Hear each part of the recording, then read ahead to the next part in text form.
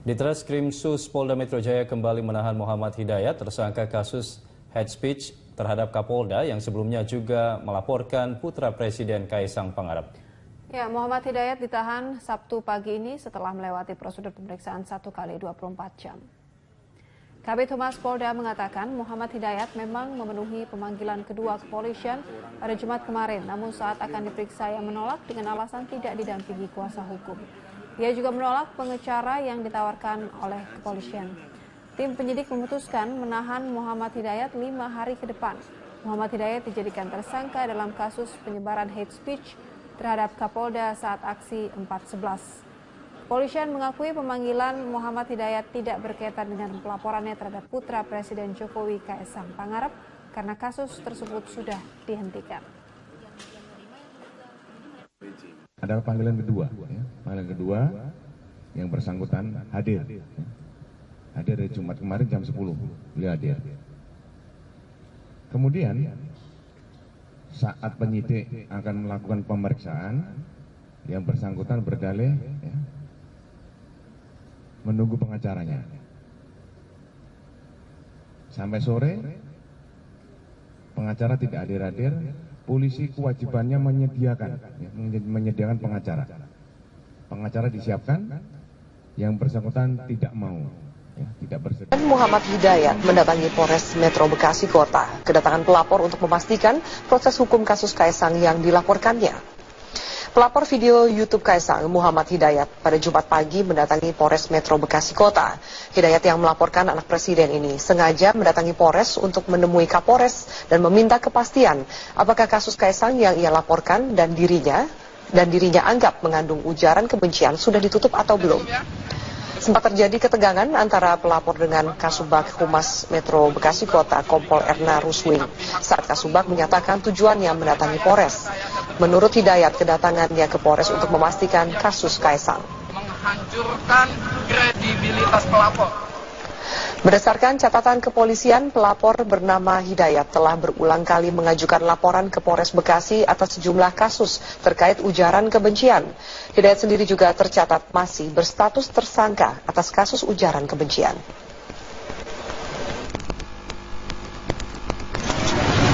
Pelapor sudah datang, namun disayangkan yang bersangkutan belum bisa dimintai keterangan, jadi belum bersedia dimintai klarifikasinya. Karena dalam surat pemanggilan itu bukan surat panggilan dalam format pidana ya, penyidikan. Jadi surat undangan dalam rangka klarifikasi terhadap materi yang dilaporkan oleh saudara Muhammad Hidayat.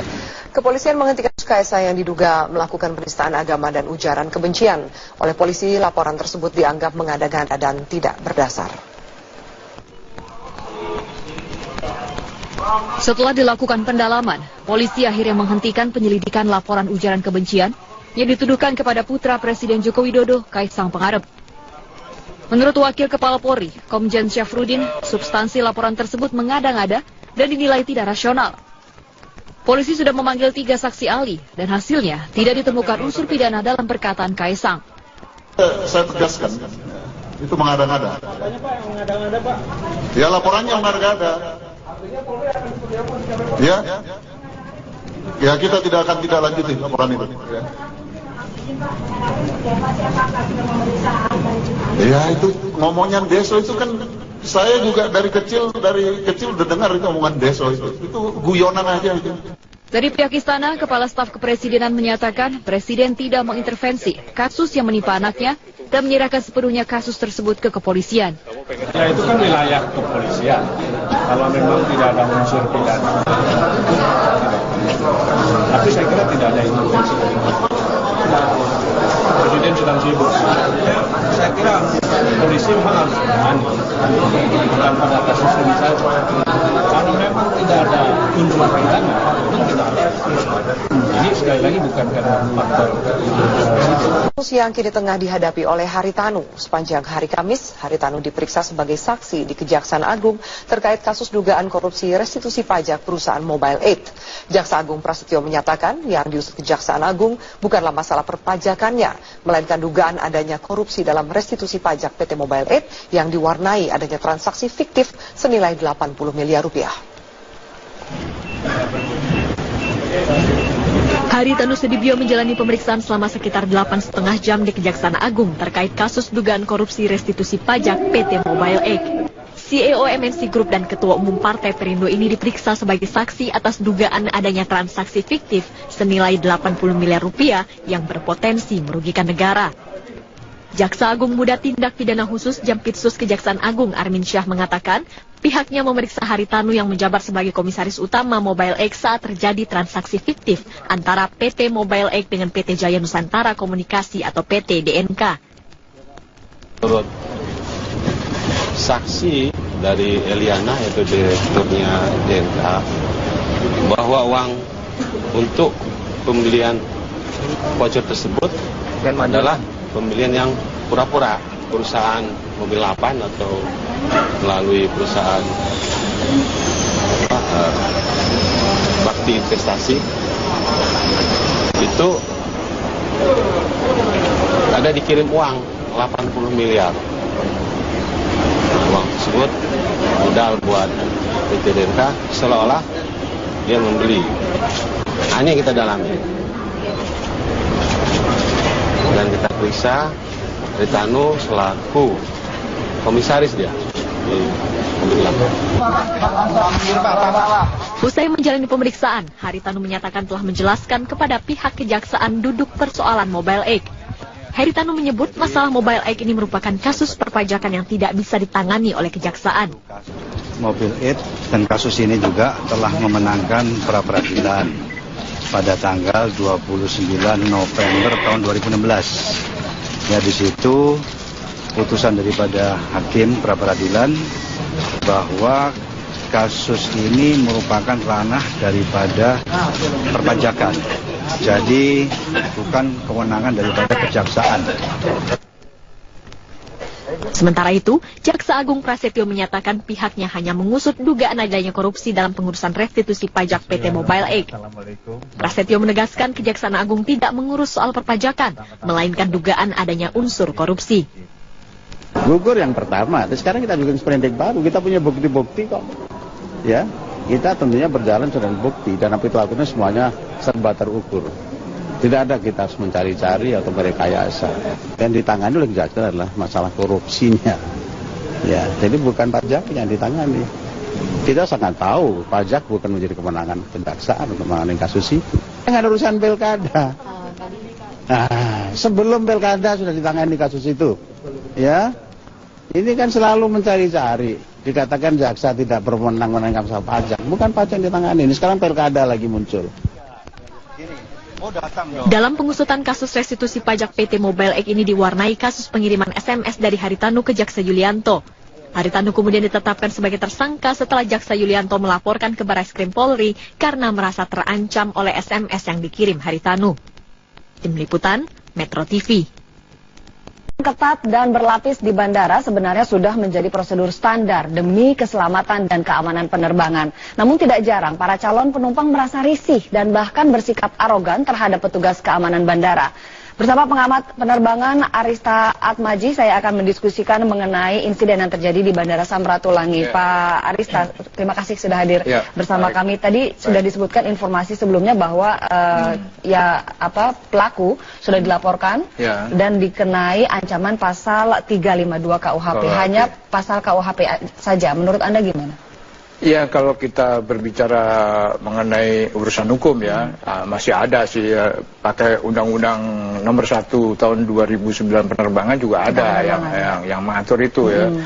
Itu kalau nggak salah pasal 332 kalau nggak salah, di mana ada kewajiban bawaan penumpang itu baik bagasi maupun hal-hal yang lainnya berupa yang mengandung logam ya, itu memang harus diperiksa pada waktu proses X-ray oleh AFSEC di gate terakhir sebelum masuk. Tapi Anda sendiri setuju bahwa kasus ini akhirnya masuk ke ranah hukum? Itu dalam beberapa komentar saya di koran-koran maupun media online, saya menyarankan ya sebaiknya berdamai sajalah gitu kan, sambil kita evaluasi masing-masing.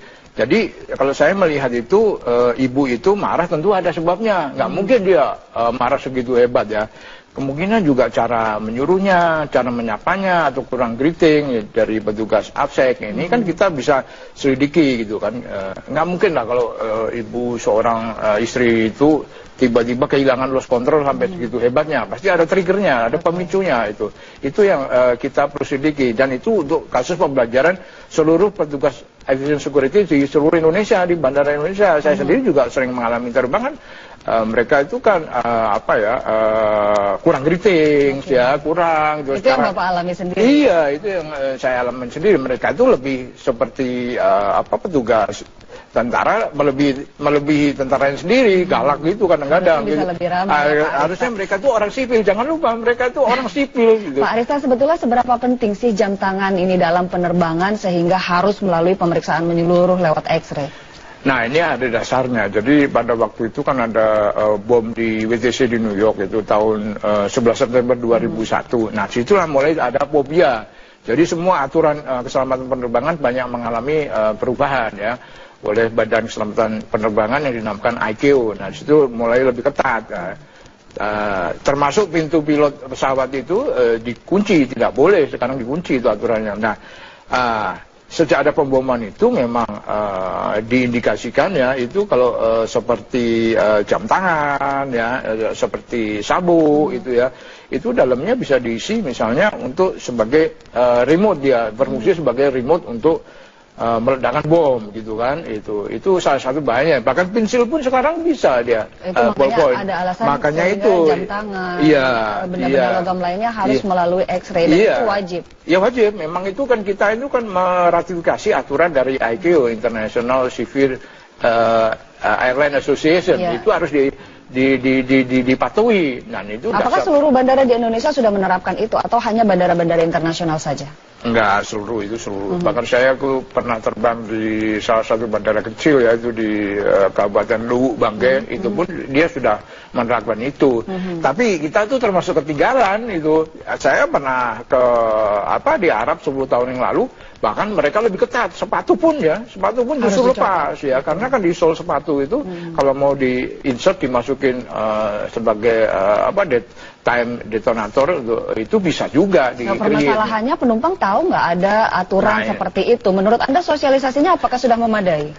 Kalau sosialisasi saya rasa ya memang belum maksimal. Tapi kan penumpang di bandara itu bisa lihat di depannya kan diberlakukan gitu semua. Yang nggak ngerti pun pasti ikut-ikut kan. Masa di depannya ada 10 orang diperiksa, gesper suruh lepas, terus jam tangan suruh lepas, dia nggak mau lepas kan ya itu logika sense-nya kan nggak masuk akal gitu.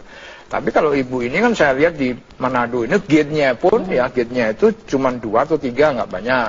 Terus dia juga pada saat itu sudah kondisi udah last minute itu mau terbang, artinya memang terburu-buru takut ketinggalan pesawat. Tapi kan tidak bisa dijadikan alasan keterburu-buruan tidak boleh mengendorkan standar keamanan. Iya itu betul. Tapi kalau bicara kita hukum ya udah kena pasalnya udah selesai. Tapi kan ya itu akan terulang terus kan.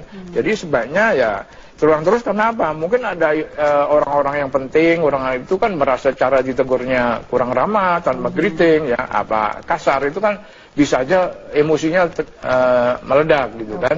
Berarti dan itu kasus dari itu, sisi petugas di bandara pun harus melakukan evaluasi. Saya rasa ya, yang saya tekankan itu mereka boleh ketat, tapi jangan ketinggalan sisi hospitality-nya, greeting-nya, karena matahamanya jangan lupa bahwa mereka itu orang sipil gitu loh, bukan militer gitu. Jadi seharusnya ya jangan seperti orang militer lah, dan bukan keadaan darurat perang apa. Jadi saya rasa mungkin dalam kelas training awalnya itu perlu dimasukkan unsur pelajaran hospitality, customer service ya, itu saya rasa. Termasuk juga aturan yang terkait masalah bawaan penumpang barangkali ya Pak ya, barangkali ini bisa jadi entry point juga untuk mengevaluasi itu, karena tidak sedikit misalnya besaran koper yang masuk ke dalam bagasi, seperti tadi ada alasan keterburu-buruan maka metal detektor sedikit dilonggarkan begitu. Apakah bisa jadi entry point untuk evaluasi seluruh bandara? Kalau itu saya lihat itu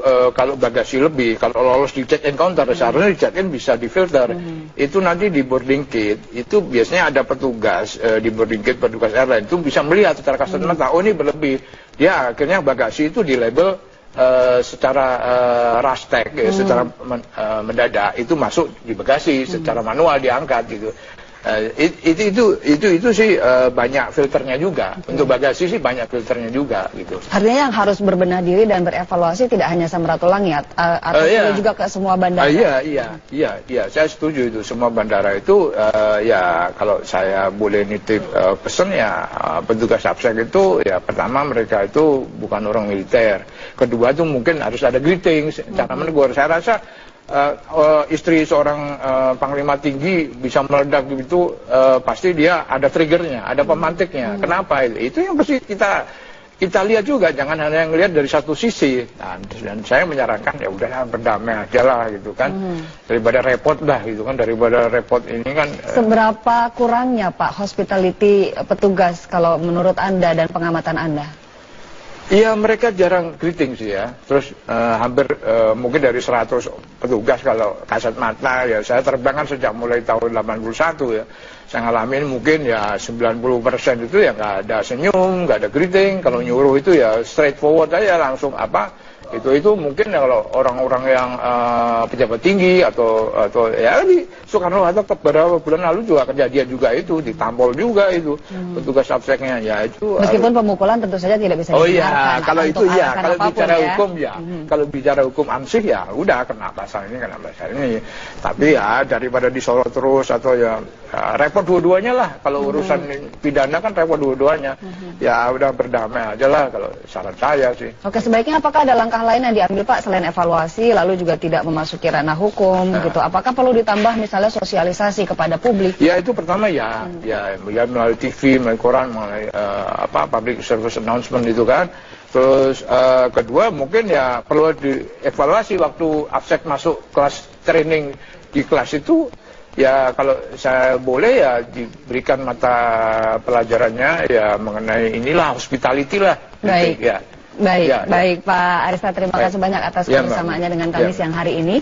Pemirsa, Presiden Jokowi